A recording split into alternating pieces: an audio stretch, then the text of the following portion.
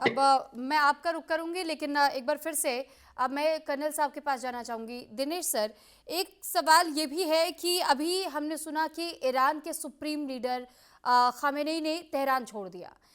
वो वहां से निकल गए ताकि उन्हें किसी तरीके का नुकसान ना पहुंचे, लेकिन वो इस बात का जिक्र करते रहे कि अंत तक ये लड़ाई तो जारी रहेगी, चाहे कुछ भी हो, घुटने टेकने को हम तैयार नहीं हैं। दूसरी तरफ वो ये भी कहते हैं कि जिस परमाणु हमले का हवाला बार बार हमें दिया जाता है, और अगर हम न्यूक्लियर पावर में तब्दील अपने आप को करना चाहते हैं तो तकलीफ क्यों हो रही है, चाहे बात हम डोनाल्ड ट्रंप की करें या फिर नेतन्याहू की करें, क्योंकि नेतन्याहू ने भी इस पर ऑब्जेक्शन किया था कि अगर ईरान ने न्यूक्लियर पावर अपने आप को घोषित कर दिया तो फिर सबसे पहले खतरा हमें बनता है। यहां हम देखते हैं कि इजराइल और अमेरिका मिलकर के अटैक करने की बात कहता है, हमले शुरू हो जाते हैं। तो ऐसे में अब ईरान के पास ऐसी क्या मजबूत स्थिति दिखाई देती है कि वो अभी भी उस चीज पर अड़ा हुआ है? क्या उन्हें ये दिखाई नहीं दे रहा है कि उनका देश किस तरीके से धीरे धीरे तबाह होता चला जा रहा है, और डिफेंस सेक्टर के लिहाज से भी कितनी मजबूत स्थिति में इस वक्त ईरान दिखाई देता है इजराइल के सामने? देखिए मैडम, कुछ ये पूरी बात को समझने के लिए हमें थोड़ा सा जो है हमें पृष्ठभूमि में जाना पड़ेगा। खैर वो लंबी हिस्ट्री हो जाएगी। देखिए साहब, ऐसा है कि मिडिल ईस्ट के अंदर जो सबसे बड़ी जो इस समय होड़ लगी हुई है जी। कि मुस्लिम वर्ल्ड का लीडर कौन बनता है।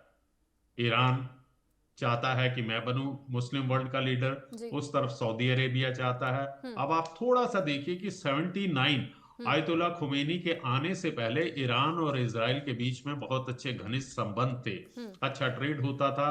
और इवन जो इजराइल की सिक्योरिटी फोर्सेस हैं, उन्होंने ही ईरान की इंटेलिजेंस ऑर्गेनाइजेशन को ट्रेनिंग दी है।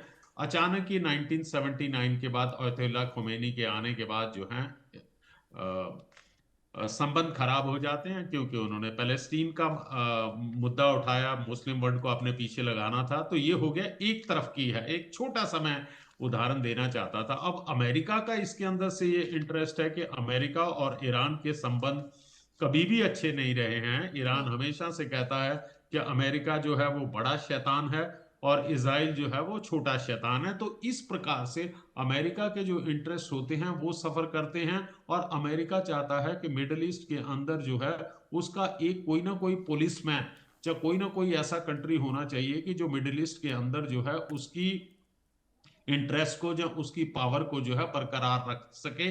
और उसके लिए उसे इसराइल को सपोर्ट करना पड़ेगा।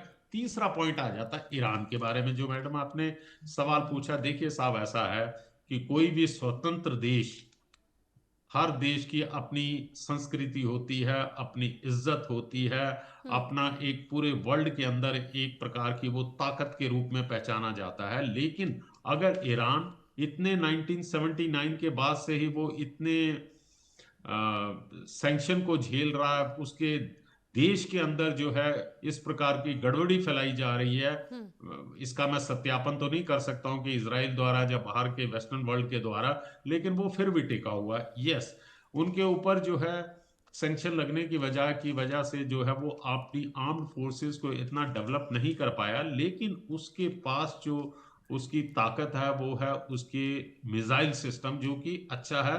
और प्लस उसके पास उसका जो है ड्रोन सिस्टम जो है वो भी आला दर्जे का है। वो भी अच्छी तरह से जो है मिडिल ईस्ट के अंदर जो है लोगों अपने दुश्मनों से रक्षा कर सकता है और काउंटर अटैक कर सकता है। जी। लेकिन अगर आज की परिस्थितियों में देख ले, अगर आप मिलिट्री पावर की बात करते हैं तो ईरान जो है वो उसकी मिलिट्री पावर जो है इसराइल और अमेरिका से बहुत पीछे है। लेकिन मिलिट्री पावर के मिलिट्री या कोई भी वेपन सिस्टम जो होता है मैडम, वेपन के पीछे मैन बिहाइंड द गन जो होता है वो मैटर करता है। आप किसी को भी अच्छे से अच्छा वेपन सिस्टम दे दीजिए, हम्म। लेकिन अगर उसको वो चलाने वाले की विल पावर नहीं है, चलाने वाले के अंदर वो कमिटमेंट नहीं है, तो उस वेपन सिस्टम की कोई जरूरत नहीं है।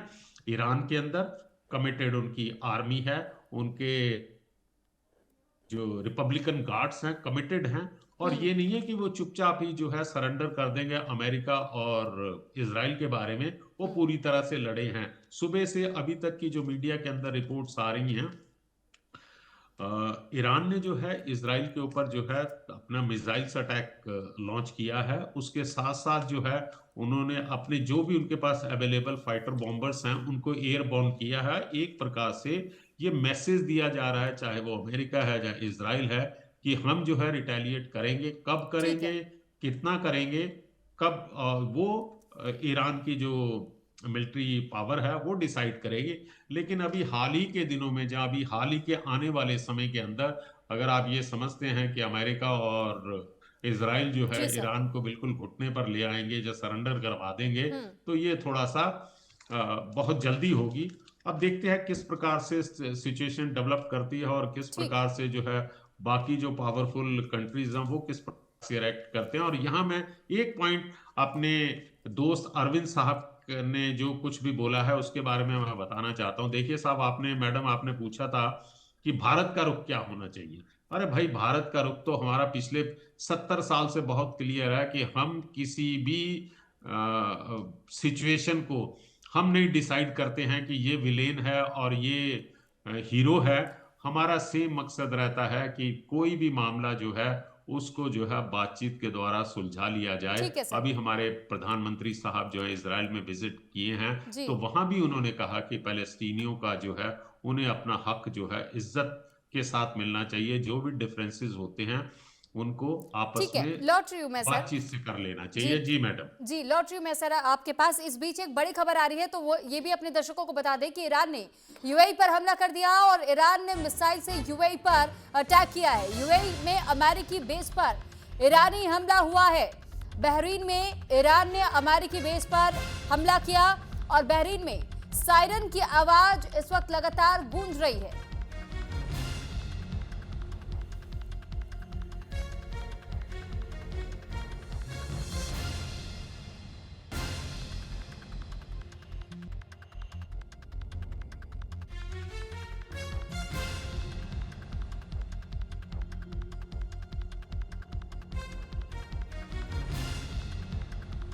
और एक बार फिर से अपने मेहमानों का हम रुख करेंगे। अरविंद जी भी हमारे साथ जुड़े हुए हैं। अभी हमने कर्नल साहब को सुना। अरविंद जी, ऐसे में जब हम इन स्थितियों पर खासतौर पर फोकस करते हैं, किसी भी देश के बीच में जब युद्ध होता है तो हम देखते हैं कि आमतौर पर अगर कोई पिसता है तो वो है आम जिंदगियां, हम और आप जैसे लोग। तो ऐसे में जो प्रभाव उन जिंदगियों पर पड़ेगा, अगर यहाँ से तख्ता पलट के लिए चाहे ये लड़ाई हो, चाहे ये युद्ध सिर्फ पावर को प्रेजेंट करने के लिए कि एक देश के सामने, पूरी दुनिया के सामने ये जाए कि सबसे ज्यादा पावरफुल कौन है, लेकिन इस बीच में उन लोगों का क्या जो आम लोग हैं? देखिए, इसमें दो तरीके की राय है।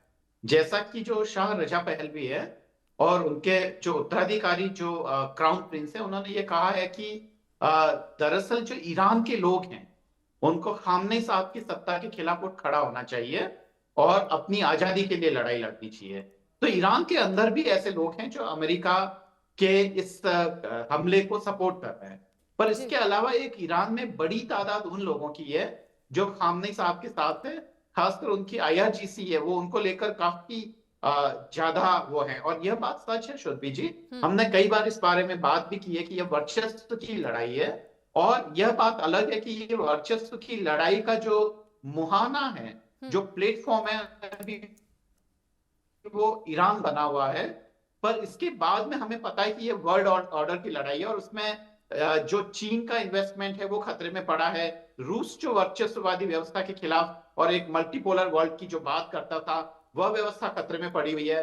भारत एक बहुत बहुध्रुवीय विश्व की बात करता है, वह व्यवस्था खतरे में पड़ी हुई है। तो ये वर्चस्व की लड़ाई है और ये एक लंबी लड़ाई है जो आगे आने वाली दिनों में दुनिया का नक्शा तय करने वाली है कि सबसे ताकतवर कौन, क्या एक ध्रुवीय विश्व व्यवस्था होगी या वो बहुध्रुवीय विश्व व्यवस्था होगी, क्या संयुक्त राष्ट्र संघ की चलेगी या अमेरिका की चलेगी। तो सुरभि जी, पूरा मामला यही है।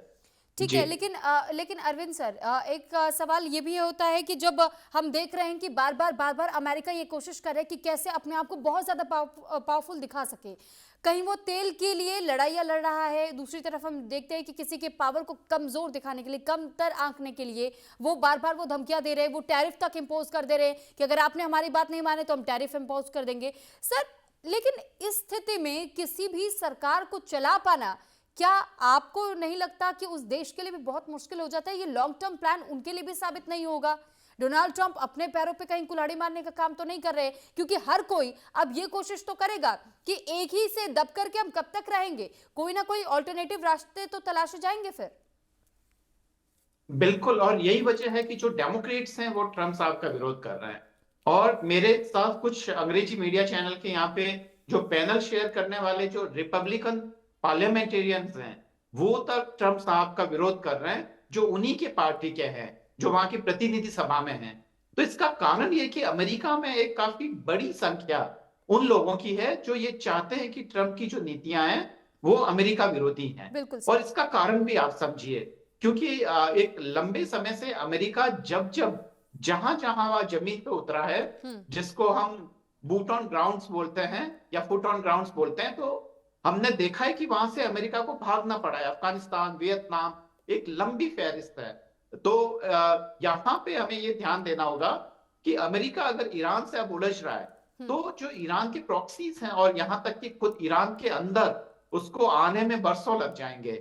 और अभी ईरान ने अपना डिफेंस का जो पूरा मामला इतना अच्छे से व्यवस्थित कर दिया, जो बातचीत हो रही थी दोनों देशों के बीच में, उस समय का उपयोग करके उसने अपने यहाँ पे शेल्टर्स को दुरुस्त कर दिया है और उसने पूरी तैयारी कर दी है। उसको पूरा पता है कि हवाई हमले में हम बचेंगे नहीं और हमें जब जमीन पे आएंगे तो हम अमेरिकन को छोड़ेंगे नहीं। उन्होंने ये लगभग तय कर रखा है। अभी ह्यूथी है जिसके पास रॉकेट लॉन्चर तक है, वो हॉर्मुज स्ट्रेट को पूरी तरीके से बर्बाद कर देगा। ठीक है, क्योंकि समय का अभाव है और इसी वजह से अभी फिलहाल हमें आपको धन्यवाद करना पड़ेगा। बहुत धन्यवाद सर, आप दोनों का हमारे साथ जुड़ने के लिए, अपनी अपनी बात को रखने के लिए। और अमेरिका इजराइल का ये जो हमला है, इससे ईरान दहल रहा है, लेकिन फिर भी अभी भी पीछे हटने को तैयार नहीं। इस युद्ध का अंजाम क्या होगा, इसके लिए इंतजार जरूर करना होगा।